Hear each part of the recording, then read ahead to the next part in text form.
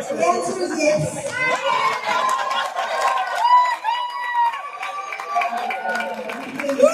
It's a joy to be back and to see what God is doing in our lives as a church, Chapel of Change. And I believe that as we keep leaning into the Word of God, because as we have taught that the Word of God is the truth that sets us free, that God will meet us where we're at and He'll begin to open our eyes and open our ears to hear what He is saying, and therefore and thereby changing us so that we become more and more like Jesus. Amen. Amen. So let me begin with Hebrews 5:13 through 14.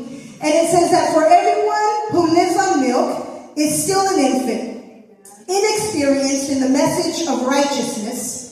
But solid food is for the mature, who by constant use have trained their senses to distinguish good from evil. Amen. And so we're learning that our goal as believers in Christ is to be mature, to come to that place where we are spiritually mature. Let's pray. Father, we thank you, and we do not take it lightly to open up your word and to hear what you are saying to us tonight. I pray, Lord God, that you would give us the capacity to understand what your word is saying. May you give us the wisdom to apply the things that we are hearing tonight, Lord. I pray, God, that as we lean into the spiritual disciplines, the doctrines of Christ, that, Lord God, we would have a greater understanding for your word, that it would be the foundation that we build upon for our own edifice, our own building up, oh God. I pray, Lord God, that you would remove every distraction, every hindrance in the name of Jesus, and we take authority over every demonic power in this place that may try to come and usurp authority. We command you now to take an exit and go in the name of Jesus. Holy Spirit, be with us. In Jesus' name, amen. Amen. Amen. All right, so tonight we're in week 4 of the School of Spiritual Foundation. And just as a quick recap, we learned last week about faith toward God. And we learned that there were 3 dimensions of faith. If you were with us last week, there were 3 basic dimensions of faith. There was saving faith. And then we talked about receiving faith. And then thirdly, we talked about maturing faith.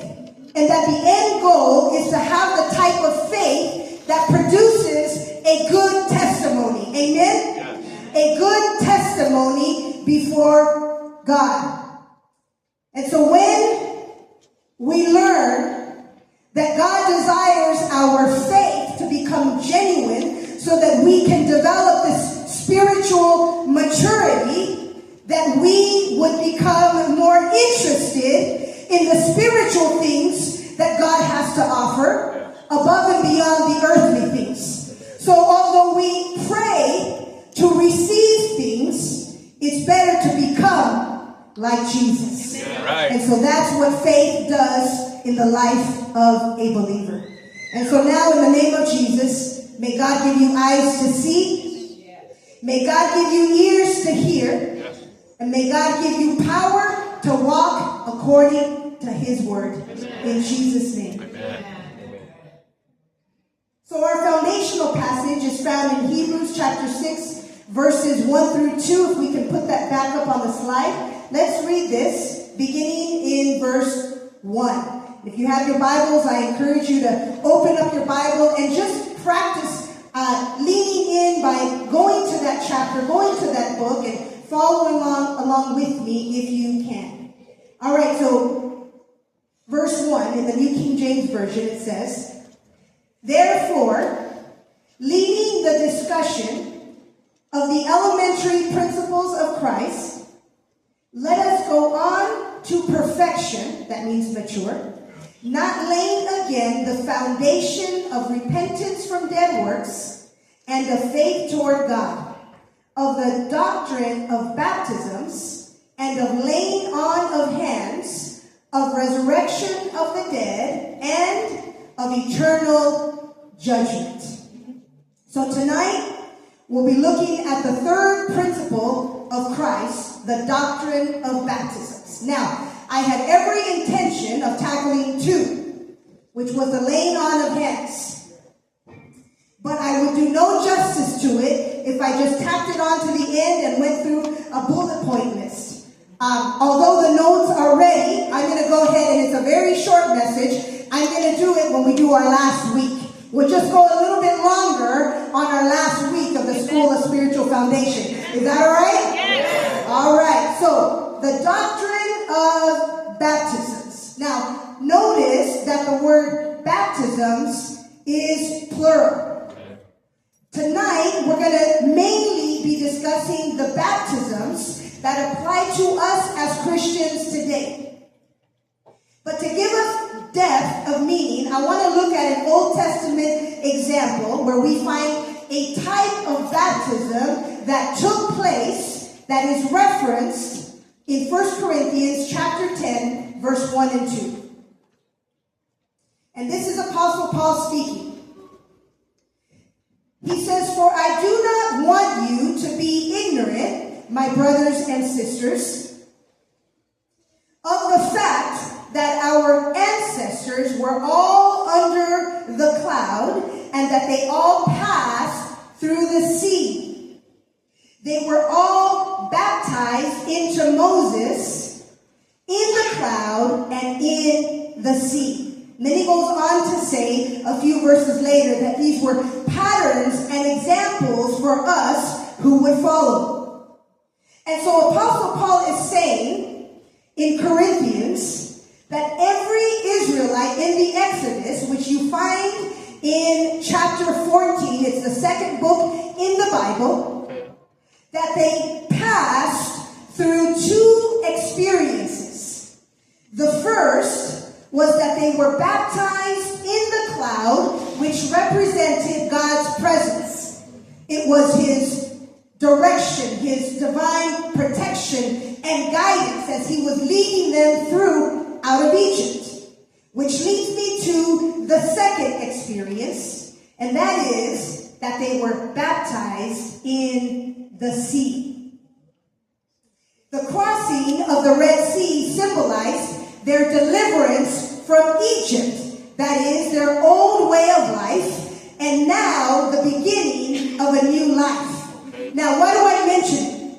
Because their baptism was important as it signified their identification and union. Let me repeat that. Their baptism was important because it signified to them back then their identification and union, and in this context it was with Moses as the one God chose to deliver them. Now, when they came out of the water, the baptism into Moses represented a new leader, a new set of laws, and a new way of life. Everything was becoming new. They were saying bye to Pharaoh, they were saying bye to Egypt, and they were stepping into the new. They were heading into the promised land that God had given or had promised to their ancestors. And so I want us to understand baptism from this perspective, because it's significant, and in part it affects baptism in the New Testament. So I wanted to lay that out for us as we now enter into the New Testament and the several types of baptisms that are mentioned there. Now let me begin by saying that the word baptism or baptize comes from the Greek word baptizo, and that means to immerse, as in immersion. And there are two ways that immersion can happen. First, immersion can happen by putting something into water that is fully and completely covered. So something goes into the water all the way in. That means it is completely immersed in the water. The second is immersion by an outpouring from above. It's an outpouring from above. And so whichever way immersion happens, whether it's going into or whether we are immersed from above, the point is that it's total and complete, not partial. And the reason is because baptism is meant to include the whole of you, not part of you. When we are baptized the whole being, our entire aspect. It's all of us getting immersed, getting baptized, not just a part of us. And so now let me begin by identifying 4 baptisms. The first 2 I'm going to identify and just point out briefly. But the last 2 are the 2 that I want to expound upon, the 2 that I want you to thoroughly understand as best as it is possible.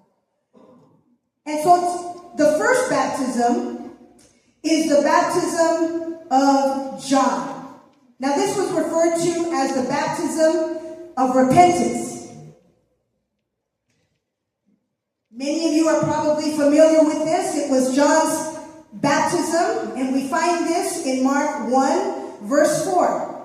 And it says this, that John came baptizing in the wilderness and preaching a what? Baptism of repentance. A baptism of repentance. It's okay to talk back. For what?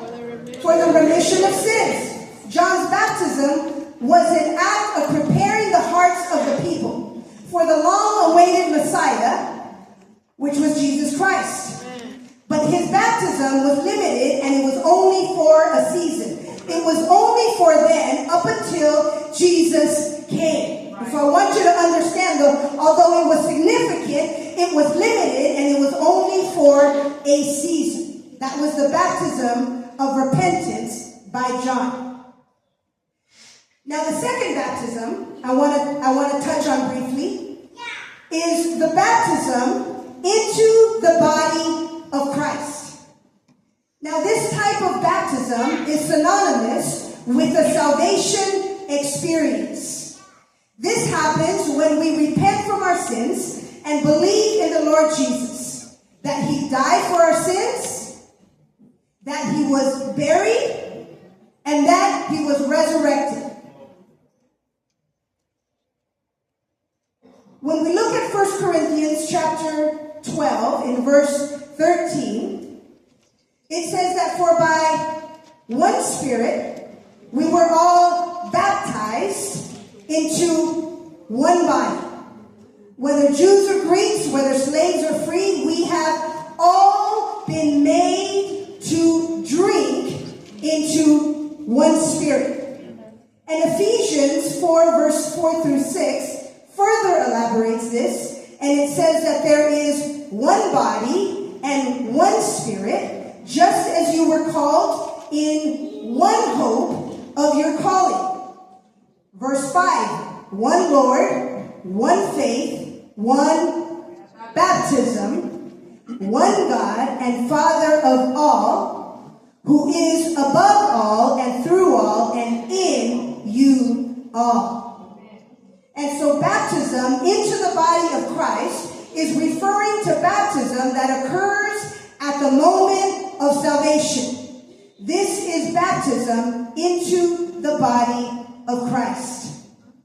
Now, number 3 is what we call water baptism. And that is what many of you are familiar with, because it's what we do here at Chapel of Change on Sundays. It's what we celebrate when someone gets water baptized.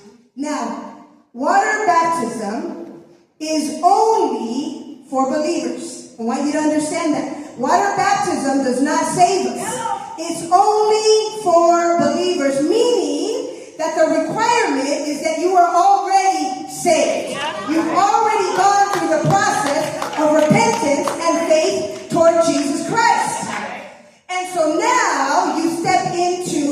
what we refer to as water baptism.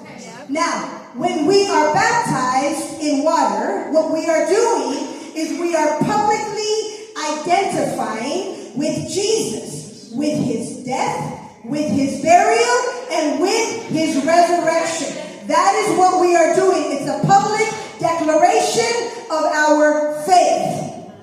Now, baptism, however, is a death sentence to our old way of life. You need to catch this, because many people today, I believe, somehow enter into water baptism as if it's just the thing to do, when we have no idea of the significance of what water baptism really means in the life of a believer. It's a death sentence to our old way of life. With water baptism, we are saying that our life is no longer our own. Our life no longer belongs to us. We are signifying that now we have come to the end of our old way of life. When we say yes to water baptism, I want to emphasize that it's a death sentence to our old lifestyle. In water baptism, what we are doing is we are acting out the reality of the resurrection of Jesus. It symbolizes that we die with Jesus, and when we go into the watery grave, that we're buried with Jesus, and that when we come up out of the watery grave, that now we arise with Jesus and we walk in the newness of life. It's a whole different kind of life than the life that we lived before Jesus. Water baptism symbolizes a transition from the old to the new. Amen. We need to understand this. So we don't get baptized and go on living the same life that we lived. Right. Do you understand that? Yes, ma'am. There's a spiritual transition that takes place. When we become water baptized, we enter into a spiritual transition. No longer living the old life. Now we are saying that we are entering into a new life. And that our life is going to reflect the decision that we made to become baptized. Because baptism is a commitment. And it's a commitment to discipleship. In Matthew chapter 28, verse 19 through 20, it's referred to as the Great Commission, in which Jesus emphasizes the importance of baptism. Now, this is what he said. He said, "Go therefore and make disciples." Disciples are made, by the way. And he says, "of all nations." Baptizing them in the name of the Father, in the name of the Son, and in the name of the Holy Spirit. Teaching them, verse 20, to observe or to obey all things. Not some things, but all things. That's why when we get water baptized, it's the whole of us, not part of us. Because we're not coming to Jesus and giving them just a hand, or giving them just a foot, or giving them just Sunday, or giving them just Thursday. We're giving them all. That's why it says, teaching them all things that I have commanded you. And lo, I am with you always, even to the end of the age. Amen. Water baptism is a commandment. Jesus commanded that we be baptized. Come on. And then there are examples for us in the New Testament. Many of you are familiar with the jailer who's referred to as the Philippian jailer in the book of Acts chapter 16. Apostle Paul and Silas had been beaten and they had been imprisoned. And if you know the story, what had happened was they cast out the spirit of divination. And this particular demon had been bringing a prophet to its master. And when Apostle Paul, rebuked and casted out this demon, it no longer made profit for the master. And when someone's money is touched, people get mad. People get mad. There was no more profit coming in. And so what they did was, he got a group to go and to attack Paul and Silas and to beat them, and then they were imprisoned. And so here, Paul and Silas are now imprisoned. They're beaten and they're bloodied and they're in there, yet they were not in there crying and complaining. You know why? Because they knew that they were in the will of God. They were walking in their call and in their purpose. They were ministering. And for that, they could rejoice. So we find them here in the prison where they were singing, the Bible says, and praising God. Can you imagine being beaten and imprisoned, yet singing and praising God? Amen. They were. And so what happened was a great earthquake took place. And the Bible says that the doors opened and the chains fell off. And there is Paul and Silas. And they had the freedom to run if they wanted to. But they had what's called integrity. And this jailer, thinking that they had escaped, was about to kill himself when Paul said, "Don't hurt yourself. We are all still here." And so let's pick up in verse 28 of Acts chapter 16. And this is what it says. Then Paul shouted, saying, "Do not hurt yourself. We're all here." Then the jailer called for torches and rushed in. And trembling with fear, he fell down before Paul and Silas. Verse 30. And after he had brought them out of the inner prison, he said, "Sirs, what must I do to be saved?" That is the question. And they answered, "Believe in the Lord Jesus as your personal Savior and entrust yourself to Him." That's right. Let the little children come to Jesus. Hallelujah. And you will be saved. This is what Paul is saying to the jailer. And it says, and you will be saved. You, and I want you to understand this, all your household, if they believe also. Meaning that it has to be personal. It's not one clean sweep. It's not a broad sweep where one person can repent and be saved and then their whole family's saved. That's not how it works. We all have to come to the place of repentance and faith in Jesus. So that's why it said in the Amplified Version that if they also believe. Okay. And they spoke the word of the Lord concerning eternal salvation through faith in Christ, to him and to all who were in his house. And he, the jailer, took them that very hour of the night and washed their bloody wounds. And immediately he, the jailer, was baptized, he and all his household. All his household believed. Water baptism is commanded as the first step of discipleship. And I want us to understand that. Number 4 is the baptism of the Holy Spirit.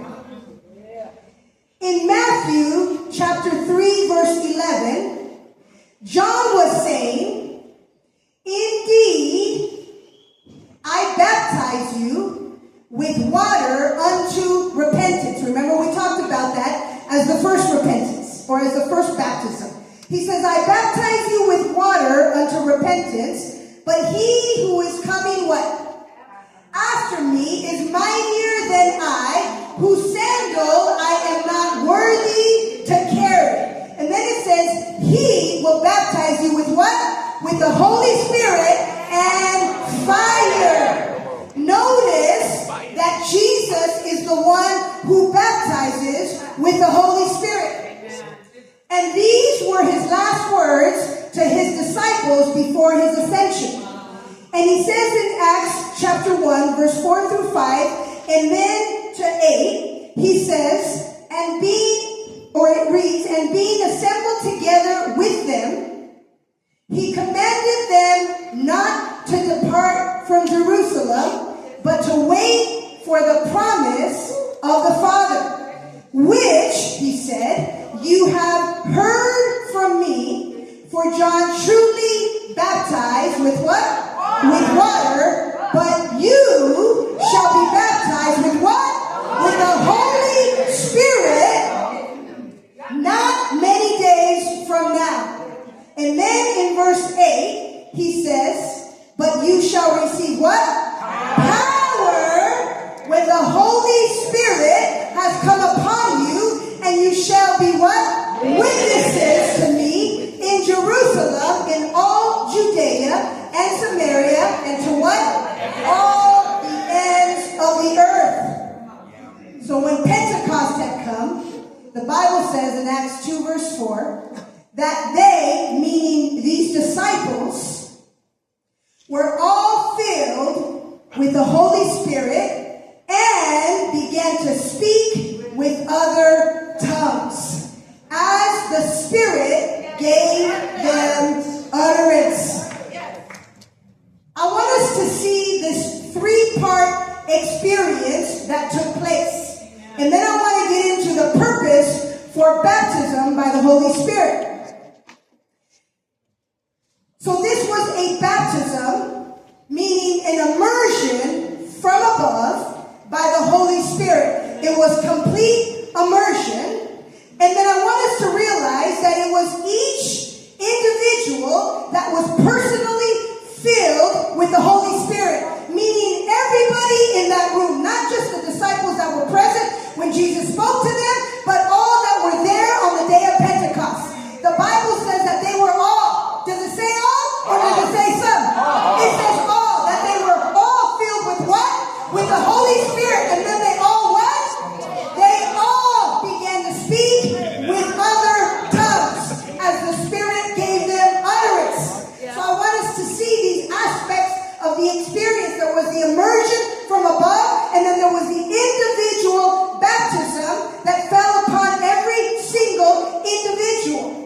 And then there was the supernatural overflow from the infilling that the Bible then says they all began to what? Speak with other tongues. It was God coming down, and it was man cooperating with God. Did you catch that? It's a partnership. That's the way it always is with God. It's a partnership. God working and man working. It's God outpouring his Spirit, and it's man receiving the Holy Spirit and then opening up their mouth as the Spirit gives you utterance. I want us to understand that when the Bible says the Holy Spirit came, in part, it was to give them a new language. The Bible says in Jude that we build up our most holy faith by praying in the Spirit.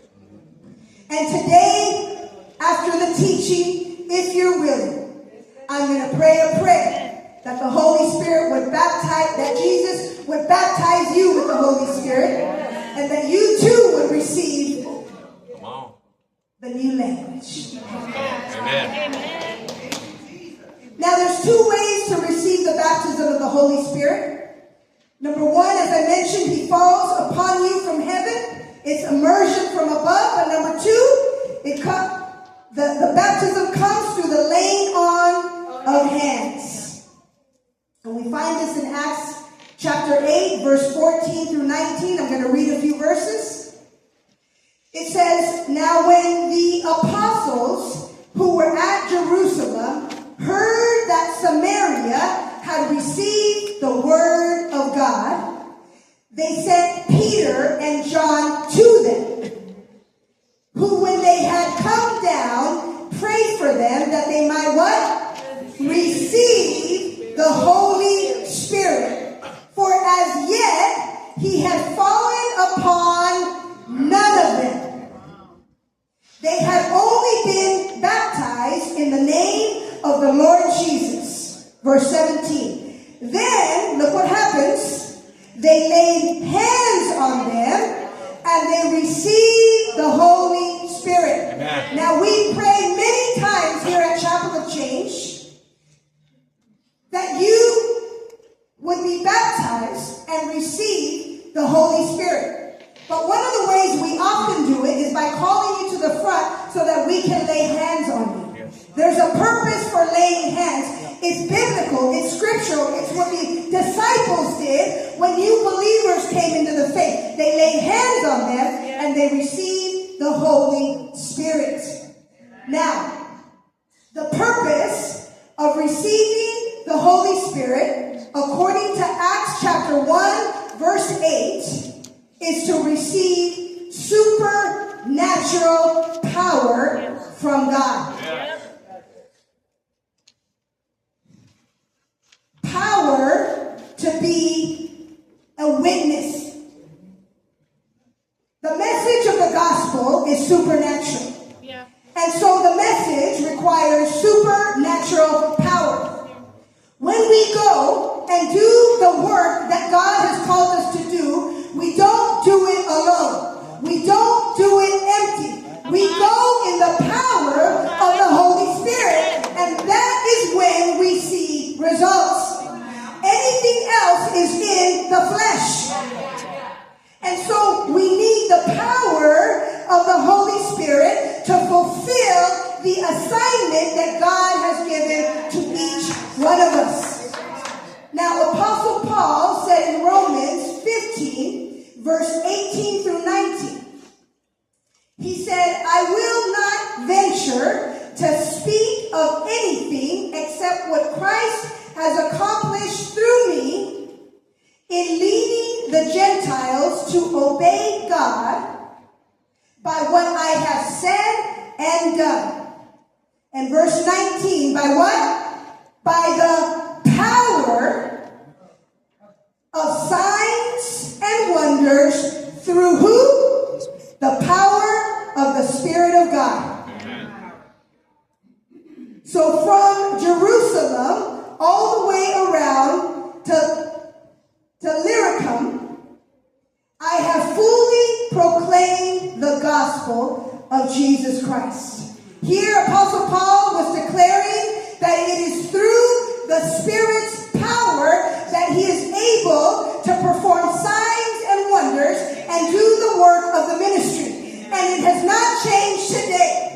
You and I need the power of the Holy Spirit in order to accomplish the work that God has called us to do while we are still here on earth. Whether it's to pray for someone, whether it's to lay hands on someone, whatever it is, when we proclaim the gospel, as Apostle Paul referred to, we need the power of the Holy Spirit. In other words, the baptism of the Holy Spirit is not an option.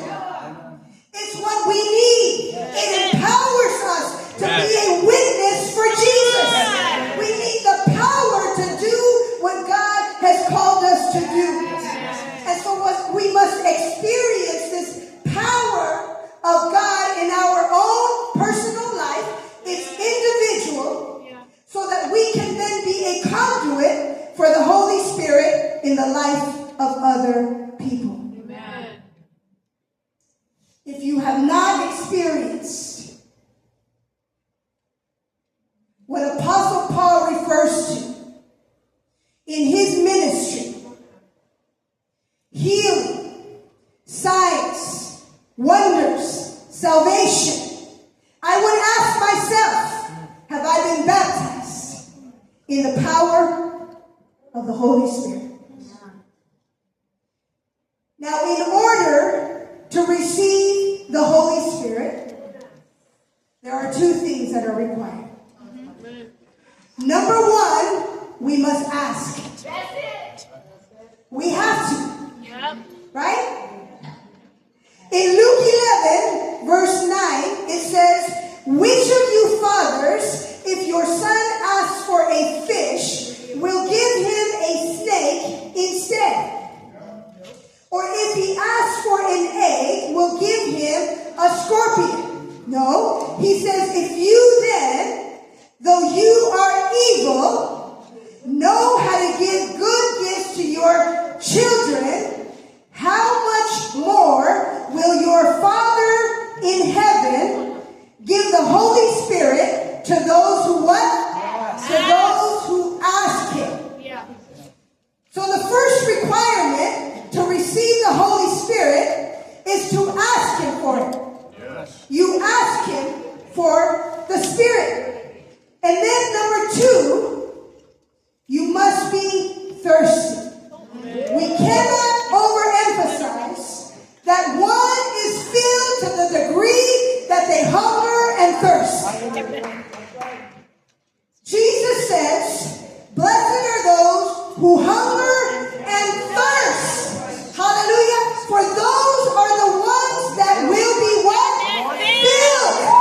So the ones that will be filled are the ones who come hungry and who come thirsty.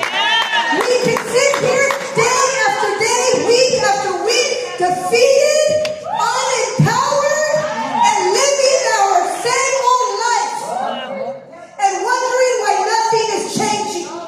Singing the same old sad song, repeating the same record in our mind over and over and over. It's not because Jesus doesn't want to give it to you, it's because you have not asked, and if you've asked, you have not been thirsty. Meaning you come complacent like, well, if I have to. This is not something that you come with an attitude of, I have to, just because the Bible says. No, it's something that you need in order to live out what Jesus has commanded you to do while here on this earth. The sad fact is that there are many people who've been serving God for years and have never received the power of the Holy Spirit. Tell the truth. And they wonder why there's no breakthrough in their life. It's heartbreaking to understand and see what happens in the life of somebody who is not stepped in to the empowerment stage where we learn to receive from the Holy Spirit. John 7, verse 37. It says, on the last day, that great day of the feast, Jesus stood and cried out, saying, if anyone thirsts, let him come to me and drink. He who believes in me, as the scripture has said, out of his heart will flow rivers of living water. But this he spoke concerning the Spirit, whom those believing in him would receive. For the Holy Spirit was not yet given, because Jesus was not yet glorified. There is more in store for you.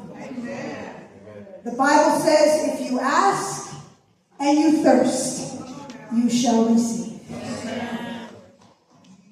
I want to call our worship team up, and I want us to just take a few moments to download what the Holy Spirit may be saying to you right now. You learned about the baptisms.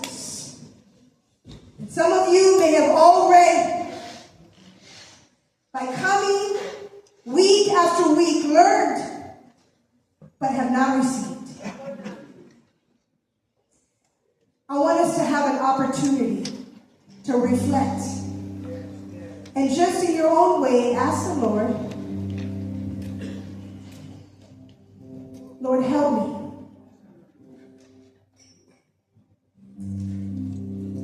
And I'm going to invite you to close your eyes and to bow your head. And in a moment, I'm going to give us instructions. But if you're here tonight and you've not been water baptized, it's a command from the Lord. It's your next step of discipleship.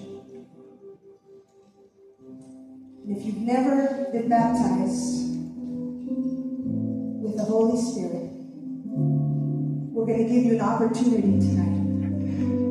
But for now, just reflect, prepare your heart, and seek God what He is saying to you in this moment. Let's worship for a moment.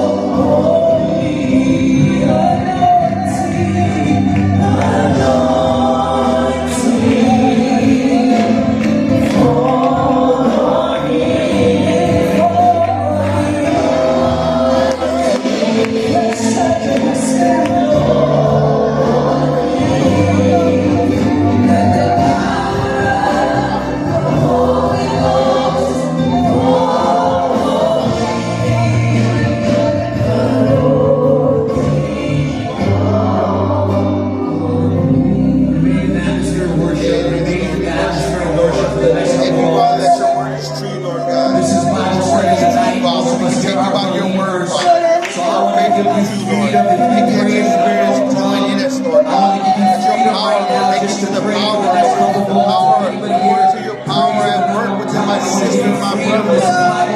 Your power that will Freedom freedom just to power pray for the next couple moments. And if anybody feels like the Holy Spirit is inspiring them to speak, I encourage you to just speak up right now as an exercise of faith. Just speak up right now as an exercise of faith.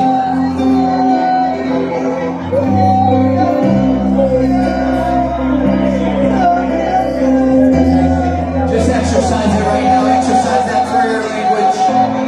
Just exercise that prayer language for the next couple moments. If you feel the Holy Spirit leading, if you feel the Holy Spirit tugging upon your voice, just speak out in faith for the next couple moments.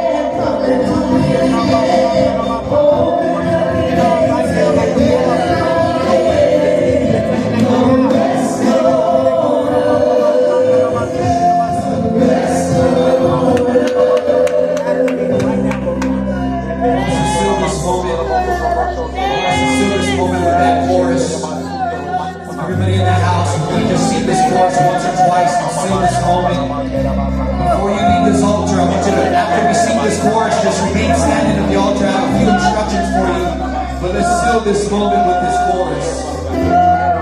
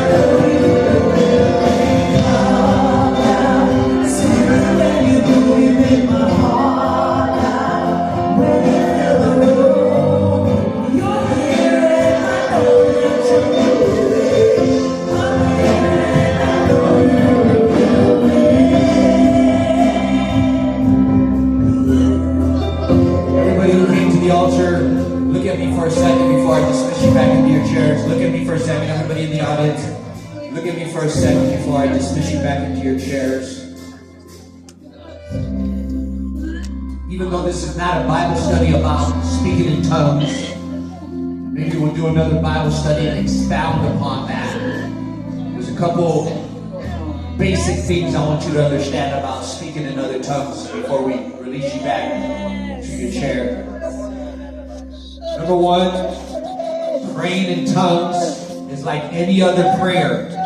You get stronger the more you do it. You get stronger the more you do it. When I first started praying in other tongues, I didn't have too much to say. But the more that I prayed in other tongues, the stronger I got. The stronger I got. So, first principle is, whatever the Lord has given you, you develop it. You grow in it. You develop it. And you'll get stronger. Everybody follow along? Everybody understand that? The second thing I want you to understand is that there's two sides to speaking in other tongues. There's the ministry side, where God gives somebody a message for either an individual or a congregation. That is the ministry gift. Not everybody gets that type of gift. Some do, some don't. When that gift comes, then you need an interpreter to be able to explain what was said. That is one side to tongues. But tongues is like a coin that has two sides. The other side, which is the primary side to tongues, is the prayer language, the devotional between you and God. Apostle Paul said, when I speak in tongues, I don't speak unto man, but I speak unto God. I speak mysteries unto the Lord. And so the prayer language in tongues is the Holy Spirit praying through you God's perfect will. So sometimes the Lord will put a burden upon your heart and you won't know exactly what to pray for. But when you pray in other tongues, the Holy Spirit prays through you exactly what needs to be prayed for. Simultaneously, when we pray, I'm talking about praying in other tongues, the Bible teaches that we edify ourselves. We charge ourselves up. So the more you pray in other tongues, it's like connecting yourself to the Holy Spirit and you get edified, you get charged up. So it is important, if you pray in other tongues, I would encourage you, don't just pray when you feel like the Holy Spirit took over you. Pray in the morning, just like when you pray in English, then you pray in other tongues and you will edify your spirit. You will edify your spirit. And I don't even have time to talk to you about singing in other tongues. I ain't got time to talk to you about singing in other tongues. That'll be another lesson for another day. But our primary purpose for tonight was to give people space to ask God to fill us with the presence and power of His Holy Spirit. Let's give the Lord a hand praise as we return to our seats in the name of the Lord Jesus. Pastor Irene. Give the Lord a hand.